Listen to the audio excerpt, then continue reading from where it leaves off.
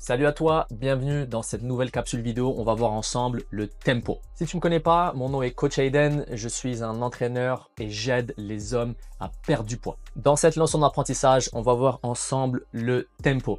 Alors je tiens à préciser quelque chose, si jamais tu vois des choses comme phase 2, module d'entraînement, n'essaie pas de comprendre cet aspect-là parce que j'ai des programmes en ligne. Si jamais tu es intéressé, tu es un homme et tu es intéressé à perdre du poids, changer d'identité et retrouver une nouvelle vie libre, sans douleur, il y a un lien en description, clique dessus. Pour ceux qui sont là seulement pour le contenu, restez bien jusqu'au bout de la vidéo parce que je vais vous expliquer tout de A à Z pour comprendre qu'est-ce que c'est le 3, 2, 1, 2, 1, whatever it is. Donc le tempo est une méthode d'entraînement essentielle en hypertrophie. Donc je redis encore une fois ce que c'est l'hypertrophie pour ceux qui ne le savent pas. C'est une méthode d'entraînement en musculation qui permet d'accroître, de faire grandir la fibre musculaire et donc prendre en volume musculaire. Le tempo, c'est un facteur quantitatif de la charge musculaire. Et oui, donc là, on est très loin de l'idée où on donne seulement juste des répétitions, fait 10 reps, fait 20 reps, fait 30 reps. Là, il va y avoir des secondes qui vont rentrer en jeu et bien entendu, ça fait toute la différence parce qu'on peut doubler les secondes, tripler les secondes. Donc là, on double, triple le temps d'entraînement, le temps d'exercice pendant une série et donc pendant un entraînement. Et ça fait bien entendu donc des résultats très différents au bout d'un certain temps. La majorité des gens traquent uniquement leur entraînement avec les répétitions.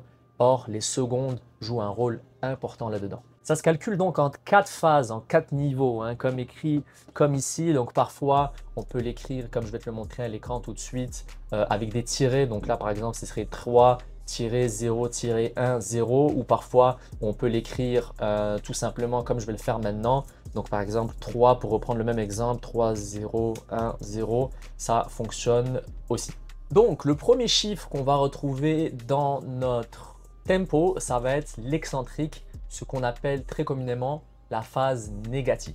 Donc c'est une phase où il y a un ralentissement de la chute de charge et les muscles s'étirent. Je prends l'exemple au niveau du biceps curl, je suis assis, c'est facile pour le montrer. Alors quand je relâche la charge, elle chute, moi je la contrôle. Ok, donc mettons 3, 2, 1. Le muscle s'étire, le biceps il s'étire, n'est-ce pas? Donc ça va être le premier chiffre. Le deuxième chiffre, ça va être la transition excentrique-concentrique, donc ce qu'on appelle une phase d'isométrie.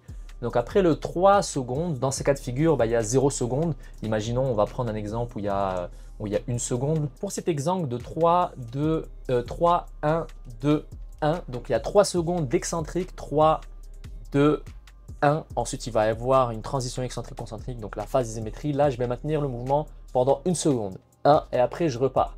Donc le chiffre il peut être plus grand. Mettons, si j'avais mis 3 secondes, j'aurais fait 3, 2, 1. Puis j'aurais compté ici 3, 2, 1.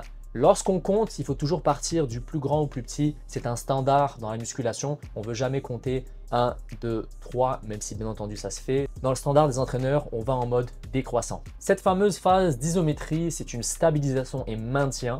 Et le muscle est étiré, mais il est sous tension parce que la charge exerce encore la pression. Dans la phase numéro 3, on va avoir ce qu'on appelle la phase concentrique, éjecter une charge. Donc imagine que j'ai une haltère, c'est comme si je voulais la lancer, donc c'est une éjection.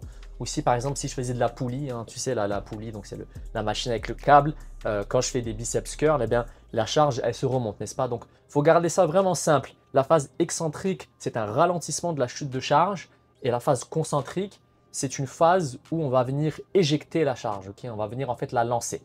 Puis on va finir avec la 4e phase, qui est donc la fin de série, ou la transition vers la répétition suivante. Donc c'est également une position isométrique. Donc quand je dis isométrique, ça veut dire à un moment, le muscle il est sous tension ou non, et on reste statique, donc on ne bouge plus. C'est une phase qui est quand même controversée, parce que parfois elle va être considérée comme effort isométrique, ou temps de repos intersérie. Je m'explique. Dans l'exemple numéro 1, ici on a un squat.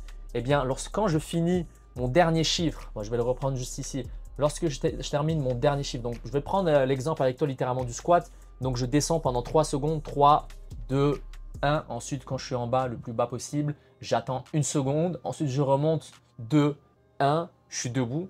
Là, je vais attendre 1 seconde. Donc, dans l'exemple du squat, c'est un repos en effet parce qu'il n'y a pas de pression importante sur les jambes ni sur les articulations, on s'entend. Donc, je vais pouvoir me reposer un petit peu ici, aller faire plus de séries. Mais bien sûr, si dans son cas de figure, il y a un 1, on veut respecter le 1 seconde. Ça sert à ça le tempo justement, à donner une sorte de mélodie à l'exercice. Ensuite, L'exemple numéro 2 qu'on a, ça va être de l'isométrie au niveau du hip thrust. Donc le hip thrust, c'est un exercice pour les fessiers, principalement, mais également pour les ischio-jambiers. Alors, dans ce cas de figure, je vais le faire ici. Là. Imagine-toi que je suis comme la fille sur le banc. Donc, on va reprendre le même chiffre de 3, 1, 2, 1.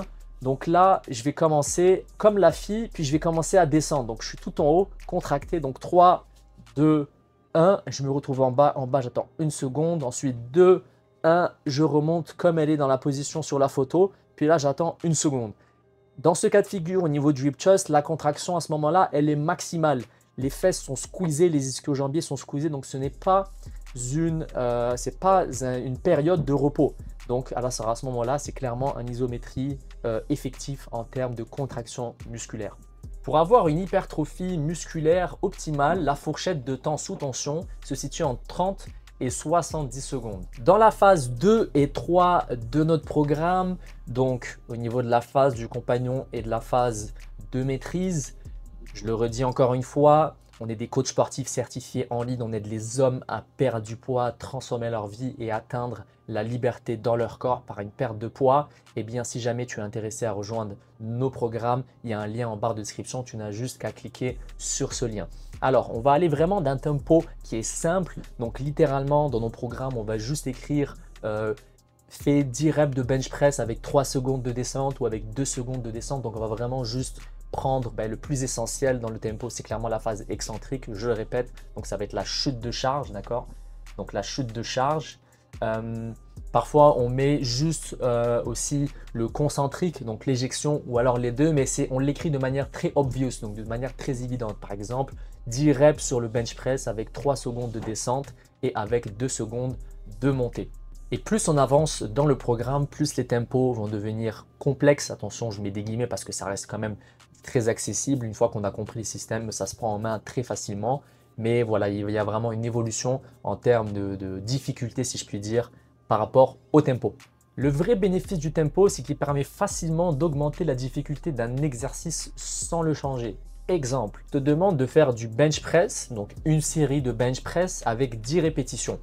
Chaque répétition va te prendre 2 secondes, vu qu'il va y avoir une seconde de phase excentrique, c'est le premier 1, et une seconde de phase concentrique, c'est le troisième chiffre, donc le deuxième 1 qui se situe jusqu'ici. Alors 2 secondes par répétition, on a 10 répétitions, donc c'est 2 fois 10, ça fait 20 secondes. Maintenant, si je te dis de faire exactement le même exercice avec la même charge et le même nombre de répétitions, mais par contre au niveau des tempos, on passe à 3 secondes, ici le premier 3 de phase excentrique et 1 seconde de phase concentrique, donc ça fait 4 secondes par répétition, et bien multiplié par 10, ça nous fait 40 secondes de temps de travail. Ce qui est littéralement le double en termes de temps sous tension musculaire. On passe de 20 secondes dans le premier cas de figure à 40 secondes dans le deuxième cas de figure. Alors on peut facilement, comme tu le vois ici, doubler, tripler, quadrupler et j'en passe la difficulté d'un exercice, la difficulté donc un entraînement et la difficulté alors de tout un planning d'entraînement aussi. Le tempo permet différents régimes de contraction en fonction de l'objectif souhaité. Et oui, un sprinter ne va pas avoir le même entraînement qu'un marathonien ne va pas avoir le même entraînement qu'un culturiste. Donc on va avoir plusieurs types de régimes comme le statodynamique, pilométrie et j'en passe. Il existe plusieurs types de muscles, notamment les muscles de type 1, les rouges, et les muscles de type 2 qui sont les blanches. En fonction de l'athlétisme et en fonction des objectifs qu'on a, eh bien, notre régime d'entraînement va bien entendu différer. Mise en garde, attention, les exercices de tirage et les exercices de poussée, les phases concentriques et excentriques vont être inversées. Je vais quand même passer très rapidement avec toi des exercices de type tirage et des exercices de type poussée. Donc dans l'exercice de type tirage, on va avoir la traction. Je les ai mis dans le bon ordre. Donc on va avoir la traction, c'est celle-ci. On va avoir le tirage raw à la barre, au dumbbell, peu importe.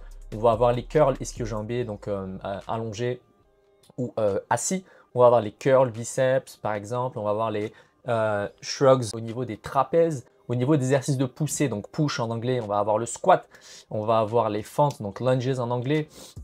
Juste ici, on va avoir le développé couché, le bench press en anglais, on va avoir les push-ups, on va avoir tout ce qui est presse, élévation de mollets. Alors bon, très rapidement, lorsqu'il y a certains exercices comme le military press, tu veux toujours commencer à compter dans l'ordre du tempo, hein. Et l'ordre du tempo, c'est le premier chiffre, donc c'est l'excentrique. Donc tu vas pas commencer à compter au niveau du concentrique. Donc là, tu es avec ta barre au niveau du military press, tu montes et là, tu commences à compter. Donc imaginons tu as un 3, 0, 1, 0. Bah là, tu montes ta barre, ensuite 3, 2, 1, 0. 1, tu pousses, puis 0, vu qu'il n'y a pas de pause, et tu repars 3, 2, 1. Pareil pour les mollets, donc tu veux monter sur tes mollets, puis tu commences 3, 2, 1. Et rappelle-toi, les phases excentriques, c'est les plus importantes et on veut commencer notre exercice avec celle-ci parce que si tu commences à mélanger le tout, tu vas mélanger les pinceaux, puis tu vas juste te foirer au fur et à mesure et ça va te mélanger dans ton esprit. Donc garde ton standard de cette manière-là, tu vas pouvoir rester très optimal. Coach Aiden ici, j'espère que tu as apprécié cette leçon d'apprentissage qui est un extra dans nos programmes de perte de poids. Alors je te dis à très vite et d'ici là, on it, garde la pêche et ciao.